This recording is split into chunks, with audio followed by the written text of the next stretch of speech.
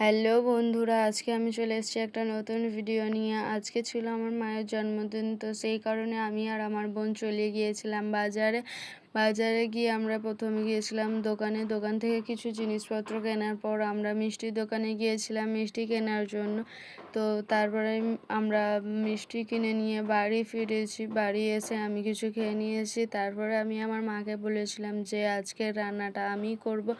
তো সেই মতো আমি আনাজ কেটে চাল ভিজিয়ে দিয়ে আর উনুনে রান্না করব বলে উনুনটা ধরিয়ে নিয়েছিলাম। তারপরে আমি গাজরগুলো ভেজে নিচ্ছিলাম। গাজর ভাজার পর আমি বিনসগুলো ভেজে নেব, কারণ আমি করব ফ্রাইড রাইস। তো সেই মতো আমি সবজিগুলো প্রথমে ভেজে নিচ্ছি।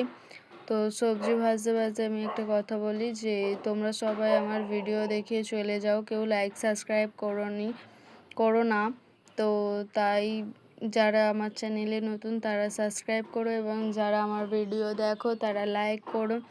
তো আমার এখানে সবজি ভাজা হয়ে গেছে। সবজি ভাজার এই গাজর ভাজার পর আমি ভেজে নেবো বিনসগুলো ভেজে নিয়ে তুলে নেওয়ার পর আমি মাংসটা করে নেবো, কারণ আমার ভাত হয়ে গেছে।